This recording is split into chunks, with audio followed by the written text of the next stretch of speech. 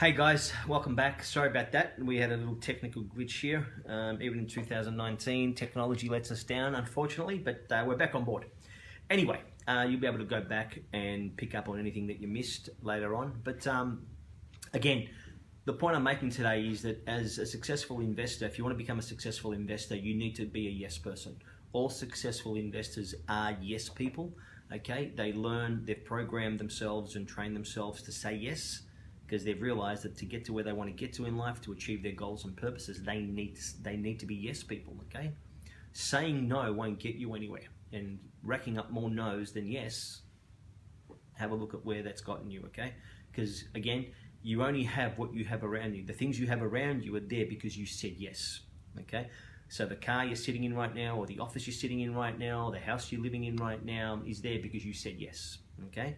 So if you're looking to become a successful investor and accumulate wealth, it goes without saying, you need to be a yes person, okay? You need to say yes more times than you say no. Now, you're probably asking yourself, but I don't want to say yes to things that are harmful, that are bad for me, that are not pro-survival, that and I'm in fear. Sure, that's all real, but you need to do your homework. You need to do your training. You need to get your knowledge up to scratch, so you know that when you see an opportunity, you can say yes to it. Because the best opportunities, right? And contrary to what other people say, that there's one around every corner, the best opportunities get snapped up very, very quickly. They get snapped up by people that are in a position to take advantage of those opportunities. People that know what to look for, people that have their money in place, people that have their investment strategy in place, that have their investment criteria in place. They're ready. So when the opportunity comes up, these people don't need to think. They don't need to procrastinate. Does it fit part of my investment criteria? Does it fit part of my system? It looks exactly like what I want. Bang, I'll take it. And that's the way it works, okay? And that's the way it works if you're talking about one property, or if you're talking about buying multiple buildings, okay? You've got to have your investment criteria no matter what level you're at as an investor. And then, because the more you know what to look for, the more what you want will actually show up. Okay, it's like if you fix your mind on a particular vehicle as an example, right? Let's call it a Lexus, right? You'll start to see Lexuses everywhere because you're like, okay, I want the LS 460 sedan Lexus in black and with this interior. And you realize this, right? You start to then go out and about and you see that car everywhere, right?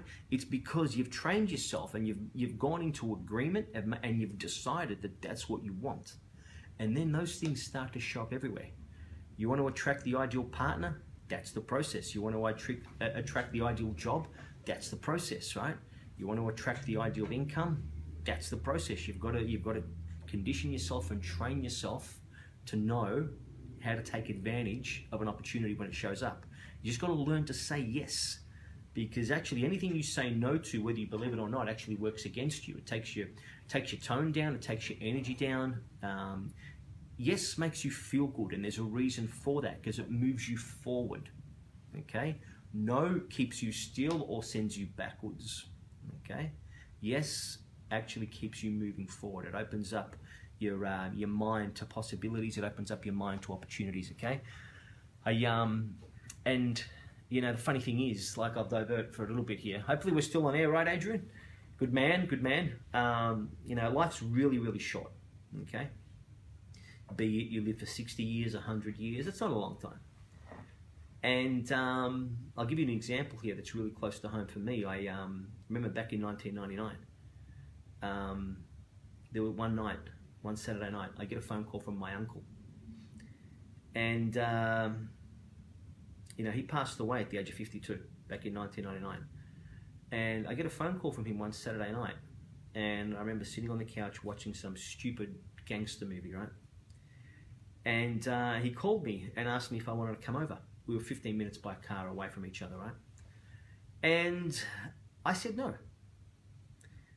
At that time, right, where I was at, that gangster movie, whatever the hell I was watching, was more important than spending time with my uncle. He was only 15 minutes away. I could have gotten to the car, bang, straight down Springfield Road. I would have been in his house in 15 minutes. I said no. I thought, you know what, I'll talk to him tomorrow. I'll give him a call tomorrow. Go see him on Sunday and Monday, right? Guess what? There was no tomorrow. He died overnight. Right?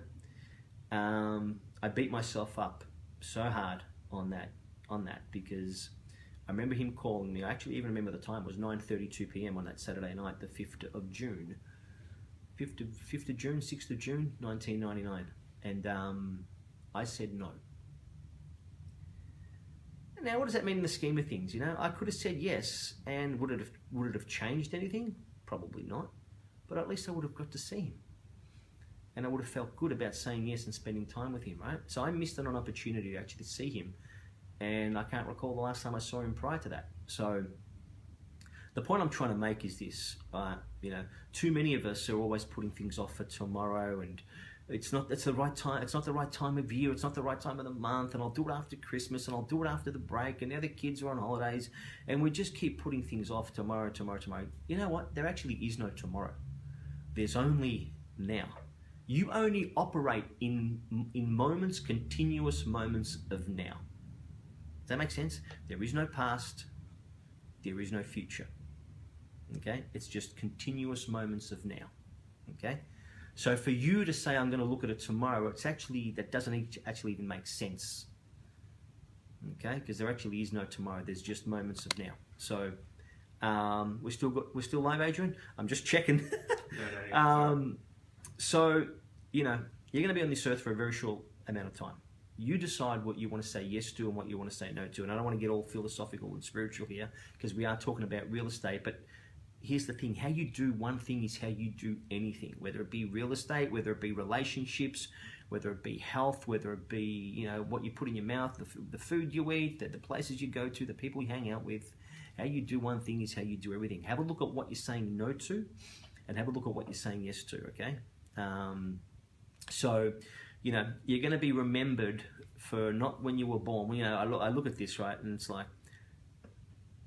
when we all die, and we're all going to die, right? We all live and we all die. But what are you going to be remembered for? You're not going to be remembered for the day, you know, the day you were born or the day you died, okay? You're going to be remembered for what you did in the middle, okay? From the time that you were born to the time that you die. Nobody really cares about any of that, but what did you actually do in the middle, okay? So have a look at what you're actually saying yes to, okay, and what you're saying no to, okay? I challenge you to have a look at saying yes to more things than you say no to, okay? Yeah, it's scary. Yeah, it's frightening, and you're going to get anxious about it, but Jesus, if you've done your homework and you're skilled up in that particular area, the more your knowledge goes up, the more your responsibility goes up, the more you're going to feel comfortable saying yes. Because if you want to make it in anywhere in life, you're going to have to learn to say yes more than you say no. All right? So with that, thank you for tuning in. Again, apologies for the technology and interruption. I think we had some dramas with the internet here. We'll make sure that it doesn't happen again. I'm going to say yes to making sure that never happens again. Tune in next week. We've got a crack of an episode next week. And thank you to all of you guys too that are coming out tonight for our lecture, seminar, workshop in Melbourne. It's going to be a great event for any of you that are looking to come down and get purely educated on real estate investing and how to build massive amounts of wealth from real estate investing in any market, irrespective of what the economy is doing. Come down tonight. I think it's at the Regis Hotel in Melbourne from about 6 o'clock onwards. Dinner's on us because we said yes. So how about you guys say yes and come on down? All right. I look forward to speaking to you again next Tuesday at 12 o'clock with no technical glitch. And until then, happy investing, and come in and say hi and give us a call if we can actually help you get on the right track to money in 2019. Thanks, guys.